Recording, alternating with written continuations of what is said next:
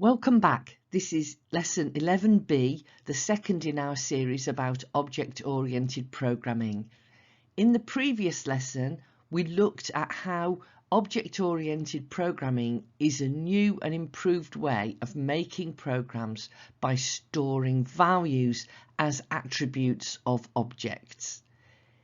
In this lesson, you will learn how to write the code to create an object. First, we'll decide on the objects that we're going to make and the attributes that they will have. So this is the essential planning stage. Then we'll use Python code to define a class of object and create a special procedure called a constructor, which we can use to make new objects within that class. Well, that's quite a lot to cover, but we'll take it step by step. Remember that in the previous lesson, we saw that every fact, every data value that we need to store will generally be linked to an object, whether a real world object or a pretend object, as in our monster game. So before you begin writing an OOP program, you need to decide on what objects you're going to work with. Can they be grouped into a class, and what attributes will objects of that class have? It's also a good idea to think what starting values those attributes will have. So for example, in this lesson, we're going to create monsters with 3 attributes. A name, that value will be chosen by the user when they create the monster object.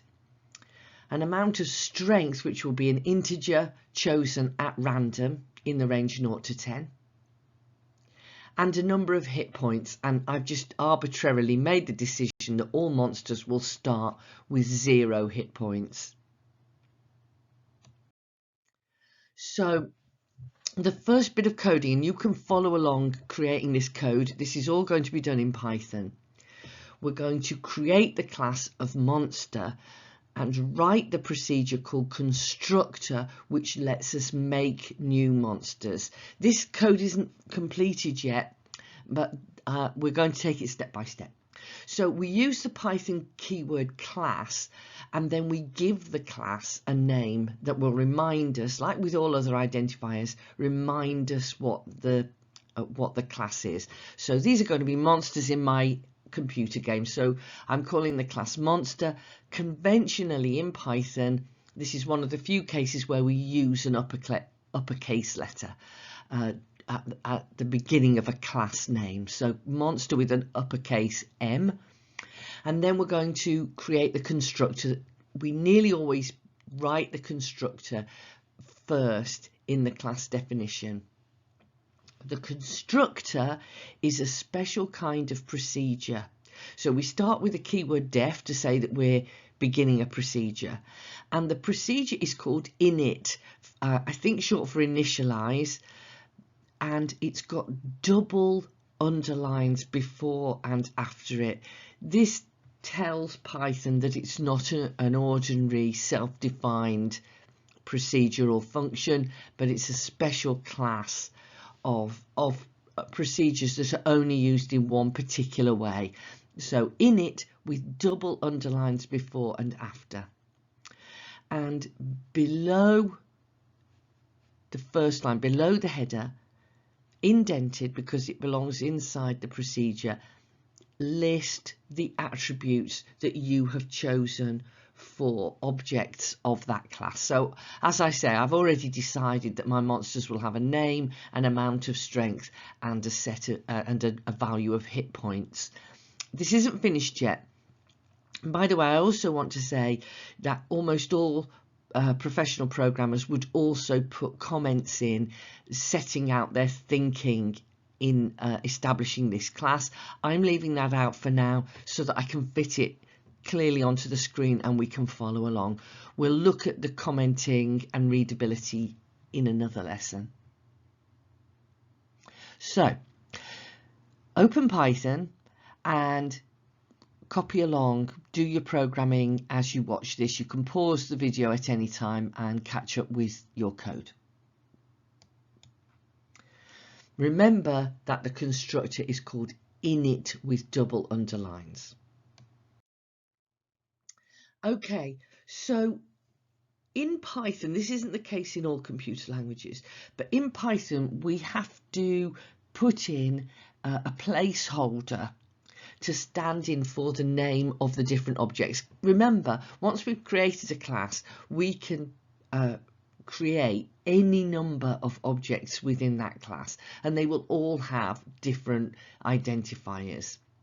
So what we do is we use the keyword self to stand for any identifier within that class. I just said keyword for self. It's not actually a Python keyword. We could use any word that we like. But the convention for Python programmers is to use the word self, and that's the convention I'm going to follow. Although strictly you could use another word or any set of characters. So we put self inside the brackets at the top here in the header of the init function of the constructor, and then we put self dot before all the attributes. Remember that attributes are shown as the name of the object, then a dot, then the name of the attribute. We can't put in the names of the objects because we don't know what they are, so we write self. So we're well on our way to having defined this class now. We also have to give a starting value for every attribute. None of those attributes can be left without a value. Some values you may know in advance. If you remember, I said I was going to set the hit points to 0 for every monster. That's at the time it's made. Some values can be generated by code of one kind or another. So I'm going to use the random function to randint to create a random strength for every monster. And some will be passed as parameters from the main program when the monster is created. So let's have a look at how that would work in practice. First of all, if there are any values that you want to set in advance that would be the same for all objects of this class, then you can simply write those values in.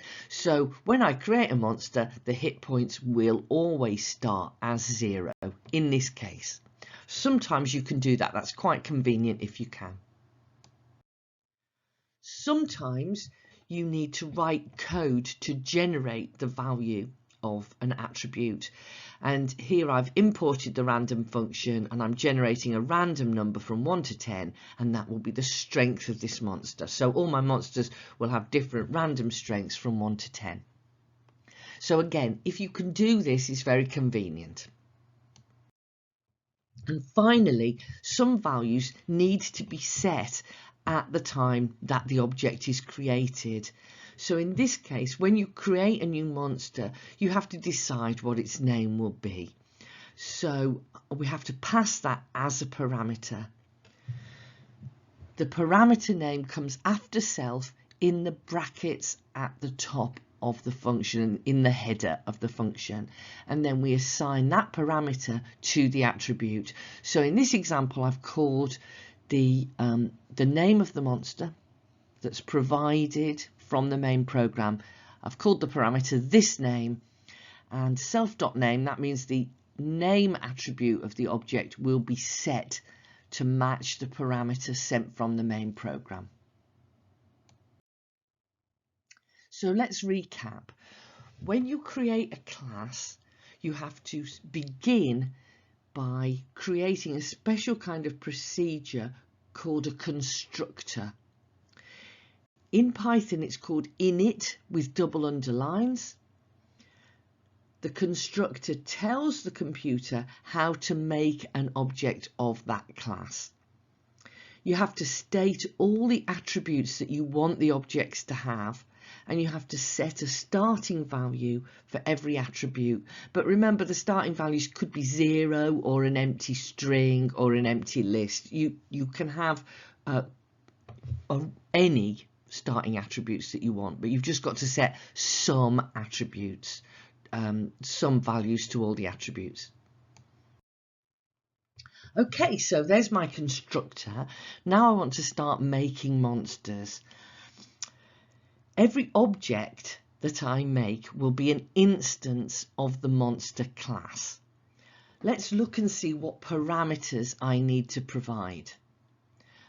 I've only got to provide one parameter. There are 2 words in the brackets, but the first one is self, which is just a placeholder. So I have to provide one parameter, and it's got to be a name. It's got to be the name of this monster.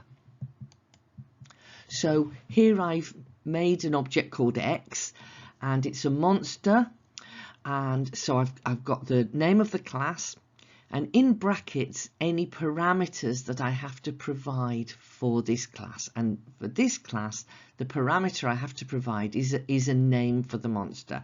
So X is the identifier for this object, but the name attribute is Gorgatron.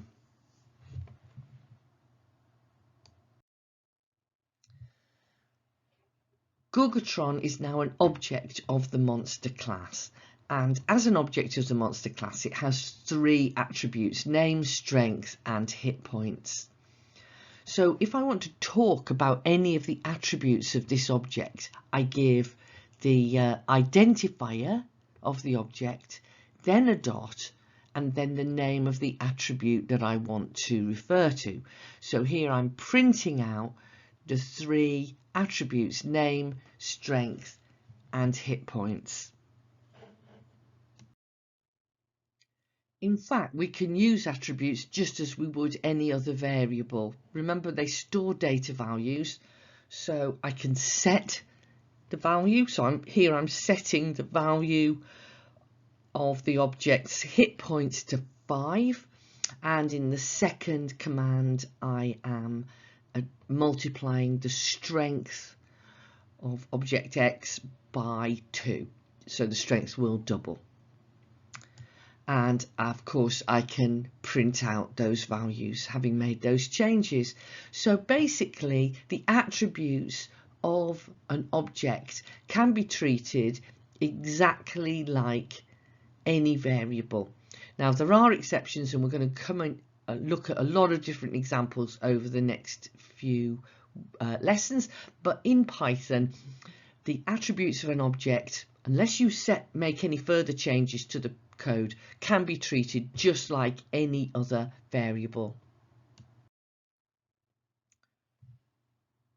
Check the constructor to see how many parameters you need, because when you make an object you have to provide the right parameters in the right order.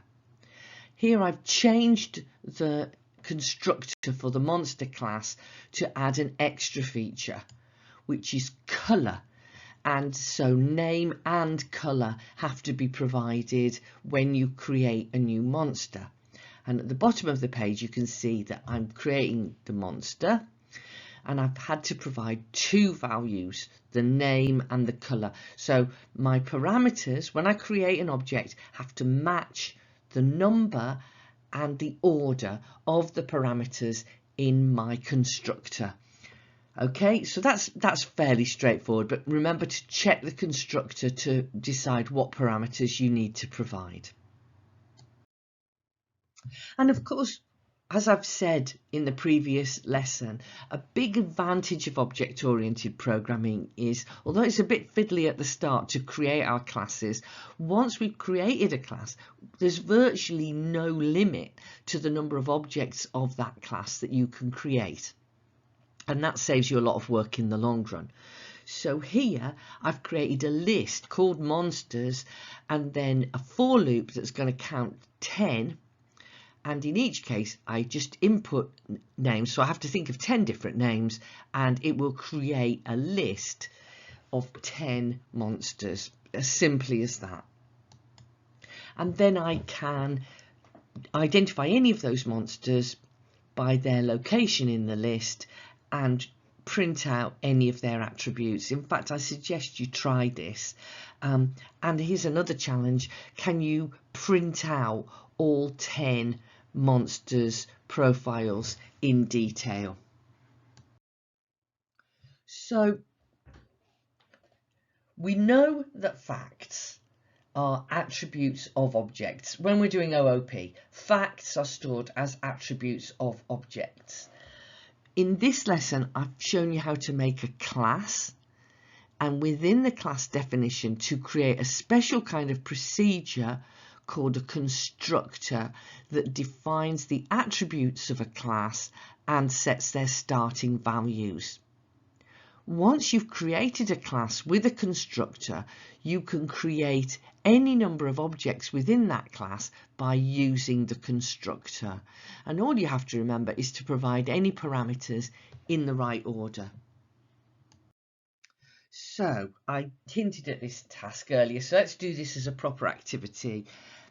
Make the monster class. If you weren't going along with me during the lesson, you can go back and have a look at how to do this. So make the constructor for a monster and then create one monster. Print out all its attributes, whatever you've decided on. Make a list of 10 monsters. Again, I've provided you with a code for that. And then write some extra code to print out the name and strength of each monster.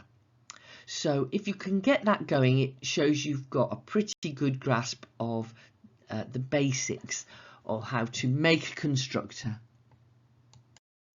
Here's the final activity. Think of a computer game, either one that you know or one that you've invented that you'd like to play, and define one of the classes that might be used within that game. Think of what attributes that class would have and make some objects of that class and print them out with their attributes. Really, I'm leaving this up to your imagination to think about how to do that. Okay, now we haven't actually looked at how to make our objects do anything yet, so that will be in our next lesson, but let's get familiar with creating constructors and using them to make objects. Okay, bye for now.